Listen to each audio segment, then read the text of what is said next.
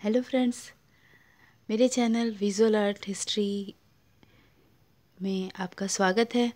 और अभी मैं केवीएस आर्ट प्रिपरेशन की जो तैयारी करा रही हूँ उसके लिए ये वीडियो है।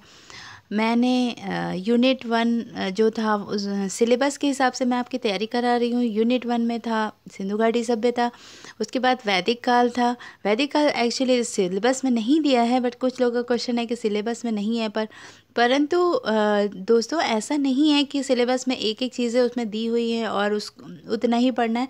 आपके इंडियन आर्ट हिस्ट्री में जितने भी काल, जितने भी समय, जितने भी आर्ट की चीज़ें आती हैं आपको सभी पढ़ना है। तो वैदिक काल का जो है वो छोटा सा चैप्टर है, तो उसको पढ़ लेना अच्छा ही होगा। मान लीजिए कोई क्वेश्चन आ जाता है तो आपसे छूटे ना। उसका यूनिट 2 है बुद्धिस्ट और जैन आर्ट, बुद्ध आर्ट और हिंदू आर्ट के बारे में। तो मैं यूनिट 2 का दूसरा करा रही हूँ, जो बुद्धिस्ट है। बुद्ध से अशोक तक का जो समय था उसका ये चैप्टर मैं करा रही हूँ। और एक तरफ मैंने नई दिशाएं, जैसे इंडिया के समकालीन जो कलाकार थे 1900 से 1945 तक, मतलब फ्रीडम फाइटिंग के टाइम के जो नए दिशाएं वाले कलाकार थे, like Rabindranath Tagore, Abanindranath Tagore, Nandalal Amrita Shergil, Nicholas Roerich और ये सारे जो आर्टिस्ट थे उनके बारे में भी एक मैं वीडियो लेके आ रही हूँ। तो मेरा 2 वीडियो पर डे आ रहा है आपका, तो मैं जल्दी से जल्दी कोशिश कर रही हूँ कि आपके पूरे चैप्टर कंप्लीट हो जाए। तो हाँ दोस्तों, अगर आपको ये वीडियो अच्छी लगे तो लाइक करिएगा, कमेंट करिएगा, और अगर अभी तक आपने सब्सक्राइब नहीं किया हो तो सब्सक्राइब कर लीजिए, क्योंकि मैं रेगुलर आपकी प्रिपरेशन के लिए वीडियोस बनाती जा रही हूँ। और ये वीडियो पे आप फेथ कर सकते हैं पूरी तरह से, क्योंकि ये वीडियो मेरे और कहीं से नहीं, मैंने बुक से नोट्स बना के आपको करा रही हूँ। तो दोस्तों स्टार्ट करते हैं। बुद्ध से अशोक तक का काल क्या था? 500 BC से 232 BC तक। ठीक है। मगध के राजवंश की स्थापना किसने की थी? बृहद्रथ ने की थी मगध के राजवंश की स्थापना। मगध पर हर्यक वंश का बिंबिसार राज्य कर रहा था। कब से कब तक? 543 से 416 ईस्वी पूर्व तक। मौर्य वंश में किन 2 शासकों का शासनकाल प्रमुख था? चंद्रगुप्त मौर्य और अशोक का। चंद्रगुप्त मौर्य का शासनकाल था 321 टू 267 ईस्वी पूर्व BC, और अशोक का था 272, मतलब 272 टू 232 BC। ठीक है। अशोक ने बौद्ध धर्म के प्रचार के लिए विश्व ख्याति पाई थी। बौद्ध धर्म का प्रचार प्रसार अशोक ने ही सबसे ज़्यादा किया था। अशोक के समय में किसका विकास हुआ था? अशोक के समय में स्थापत्य तथा शिल्पकला का विकास हुआ था। उसके बाद शुंग वंश की स्थापना किसने की थी? शुंग वंश के अधिष्ठाता पुष्यमित्र ने मौर्य वंश का अंत करके किया था। पुष्यमित्र ने शुंग वंश की स्थापना की थी। अच्छा, जो ग्रीक दार्शनिक थे मेगस्थनीज, वो किसका दरबारी राजदूत था? वो चंद्रगुप्त मौर्य का दरबारी राजदूत था। मौर्यकालीन कला को उच्च स्तर पर ले जाने का श्रेय किसे जाता है? चंद्रगुप्त के पौत्र सम्राट अशोक को जाता है। सम्राट अशोक की कला के उत्कृष्ट नमूने विशाल स्तंभों के रूप में मिलते हैं। ये दोस्तों एक तरह से डिस्क्रिप्टिव टाइप ये है, बट मैंने इसको 1 लाइन में कर दिया है जिससे आपको लर्न करने में इजी रहेगा। डिस्क्रिप्टिव में क्या होता है कि आपको पूरा पढ़ना पड़ता है, समझना पड़ता है, उसमें जो चीज़ें आपके काम की नहीं होती उसको भी बोलना पड़ता है। तो मैंने 1 लाइन में कर दिया है। जो मेन पॉइंट्स है उसका पॉइंट्स बना के मैंने कर दिया। इससे क्या होगा कि कम पढ़ने में आपको सिर्फ पॉइंट्स ही तैयार होंगे। ठीक है। तो आज भी जो सारनाथ का सिंह स्तंभ है, जिसे स्वतंत्र भारत की महामुद्रा के रूप में ग्रहण किया जाता है, वो मौर्य काल की सर्वश्रेष्ठ कृति मानी जाती है। नेक्स्ट है, सम्राट अशोक द्वारा बनाए गए लगभग 17 स्तंभों का पता चला है। ये स्तंभ हैं सारनाथ, सांची, चंपास के लौरिया, नंदनगढ़, रामपुरवा, कौशाम्बी, इलाहाबाद, मुजफ्फरपुर के बखीर ग्राम, रुमिनदेई तथा निगलीवा ग्राम, नेपाल, बुद्धगया, पटना, फर्रुखाबाद आदि स्थानों से प्राप्त हुए हैं। तो दोस्तों ये पूछ सकता है कि सम्राट अशोक के लगभग कितने स्तंभों का पता चला है? तो 17 स्तंभों का पता चला है। आगे बढ़ते हैं। वस्तुतः भारत के स्तंभों का प्रचार कब हुआ था? वैदिक काल से माना जाता है। भारत के स्तंभों का जो प्रचार था वो वैदिक काल से माना जाता है। अशोककालीन मूर्तिकला का एक अभूतपूर्व उदाहरण है कौन सा? सारनाथ का स्तंभ। अभी मैंने बताया कि भारत का जो राष्ट्रीय चिन्ह बन गया वो सारनाथ का स्तंभ उसमें से एक ले लिया गया। तो ये एक मौर्यकालीन मूर्तिकला का अभूतपूर्व उदाहरण है।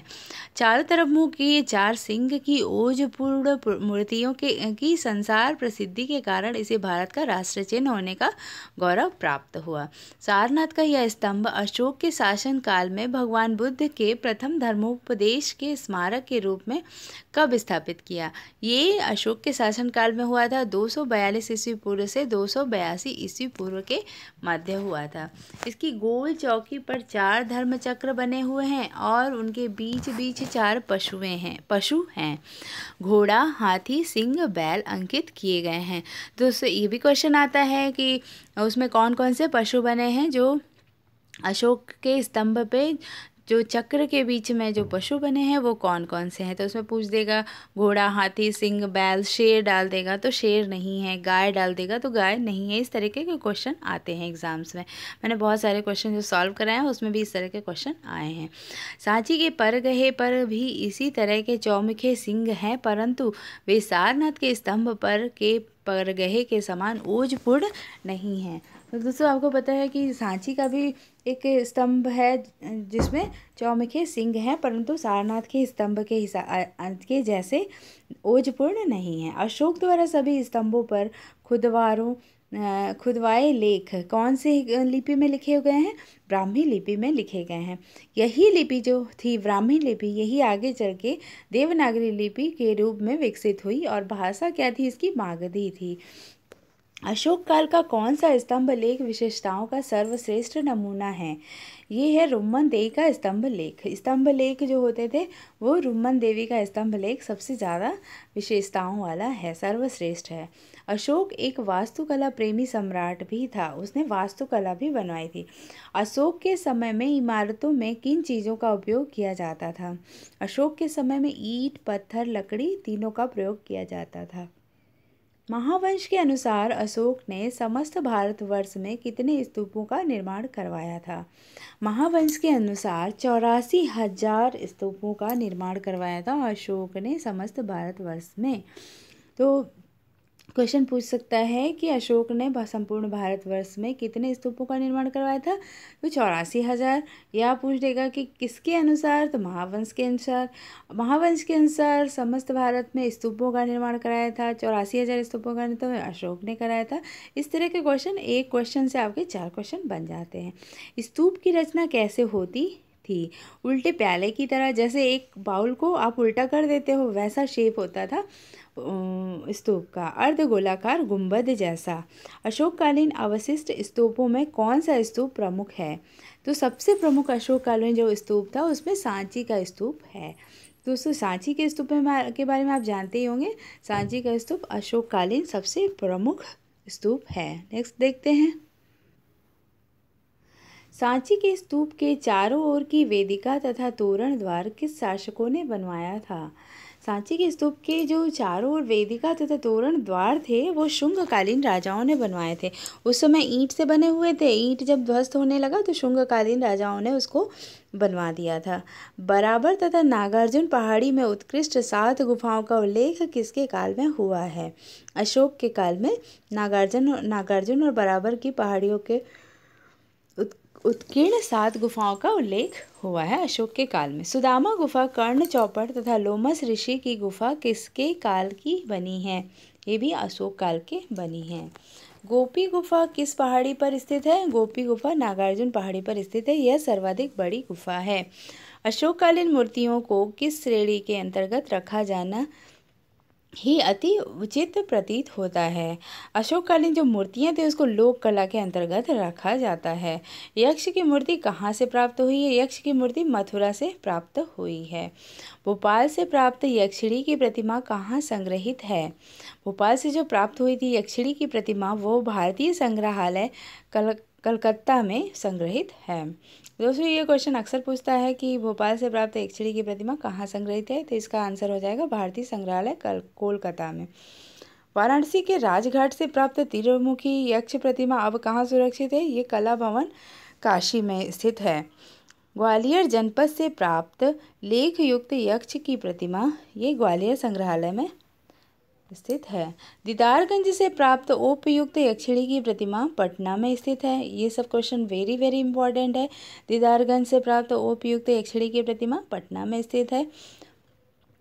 जॉन मार्शल जो थे और R.P. चंद्रा, स्टेला क्रैमरिश, आनंद कुमार स्वामी व वासुदेव शरण अग्रवाल आदि के अनुसार उक्त यक्ष प्रतिमाएं किस काल की हैं? ये सारी जो यक्ष प्रतिमाएं हैं ये मौर्य युगीन हैं। दीदारगंज में प्राप्त चामरधारिणी की ओपदार प्रतिमा अशोककालीन मूर्तिकला का एक उत्कृष्ट अद्वितीय उदाहरण है। वो कहाँ संग्रहित है? चामरधारिणी की प्रतिमा जो अशोक काल में बनी हुई थी वो पटना संग्रहालय में स्थित है। यह मूर्ति किस पत्थर की बनी है? यह मूर्ति चुनार के लाल बथुआ पत्थर की बनी हुई है। तो दोस्तों ये हो गए आपके अशोक काल बौद्ध काल से रिलेटेड कुछ क्वेश्चन जो वन लाइन में मैंने आपको डिटेल में पढ़ा दिए। इस तरह से आपको मैंने इसलिए कराया कि इससे आपको काफ़ी हेल्प याद करने में आपको काफ़ी अच्छा रहेगा। ठीक है, तो इससे रिलेटेड कुछ चित्र भी दिखाऊंगी मैं आपको। ये है लिपि, अशोककालीन लिपि का चित्र है। ये आपको काफ़ी हेल्प हो जाएगी इससे। यह सारनाथ का सिंह शीर्ष पॉलिश किया हुआ बलुआ पत्थर अशोक के शासनकाल में। ये मैंने जिस बुक से मैं कर रही थी उस बुक का है ये पिक्चर, तो आप इसको समझ सकते हैं। ये अशोककालीन सिंह है और ये सारनाथ के स्तंभ में है मिला हुआ है। और इसके जो चक्र हैं इसके किनारे किनारे यहाँ पर जो वो बने हैं वो घोड़ा जो जानवर उसके हैं वो हैं, और शेर चारों तरफ मुंह किया हुआ बना हुआ है। इसको आप ध्यान से देख लीजिएगा और समझ लीजिएगा। ठीक है, नेक्स्ट अशोककालीन स्तंभ है ये, उसके ऊपर हाथी का दृश्य बना हुआ है। ये अशोककालीन मूर्तिकला का एक उत्कृष्ट नमूना है। ये है शीर्ष स्तंभ लौरिया नंदनगढ़ का, ये भी अशोक के काल का है। पॉलिश है जो पूरी तरह से इनके स्टोन जो होते थे इतने पॉलिश्ड होते थे कि लोगों को आज भी आश्चर्य होता है कि पत्थर को इतना तराश कर इतना उसको घिस कर किस तरह से इन्होंने इतना शाइनिंग वाला जो पत्थर बनाया था उसको आज भी आश्चर्यचकित कर देता है आज के इतिहासकारों को कि किस तरह से उस समय ये पत्थर को घिस के इतना चिकना बनाया जिसको कहते हैं ओपदार। तो कभी किसी का मानना होता है कि कोई लेप लगा दिया जाता था पत्थर के ऊपर, इस वजह से ये इतने शाइनिंग वाले हो जाते थे, इतने चमकीले हो जाते थे। और किसी का कहना था कि उसके ऊपर इतनी ज़्यादा घिसाई करते थे कि वो पत्थर बिल्कुल चमकने लगते थे। तो ये था अशोक काल का शीर्ष स्तंभ लौरिया नंदनगढ़ का। ये है सांची का स्तूप। बहुत क्लियर तो पिक्चर नहीं आई है परंतु आपको समझने में इजी रहेगा। जो मैंने बताया उल्टा बाउल की तरह से रखा हुआ है। इसका जो ऊपर तोरण द्वार बने हैं इसके बाहर से दिख रहा है, ये एक तरह से बहुत ही सुंदर है। और सांची का स्तूप वर्ल्ड फेमस है, अशोक काल का सबसे उत्कृष्ट नमूना है स्तूप का ये। ठीक है, तो ये है सबसे बड़ा भी है, विशाल भी है और ये काफ़ी सुंदर भी है। नेक्स्ट ये है लोमस ऋषि की गुफा अशोककालीन। इसकी देख सकते हैं नक्काशी और कितना फिनिशिंग बनाया हुआ है, ये भी पुस्तक से लिया है मैंने। ये है चामरधारिणी की ओपदार प्रतिमा अशोककालीन। चामरधारिणी इसको इसलिए कहते हैं कि इनके हाथ में जो इन्होंने लिया है वो चामर जो भगवान को झलते हैं चामर उसका है, उसको लेके वो खड़ी है इसलिए उसको कहा गया कि चामर धारिणी प्रतिमा। तो इसकी जो ओपदार प्रतिमा है उसको कहा जाता है ओपदार मतलब एक तरह से लेप लगाया हुआ या शाइनिंग वाला प्रतिमा। ये अशोककालीन का उत्कृष्ट नमूना है।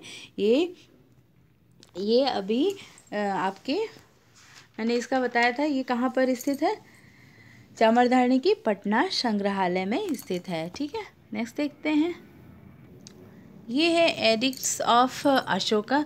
अशोक के काल के जो major rocks edicts, pillar edicts, minor rocks edicts, territory limits, ये सब चीज़ें अशोक के काल की हैं, आप देख सकते हैं।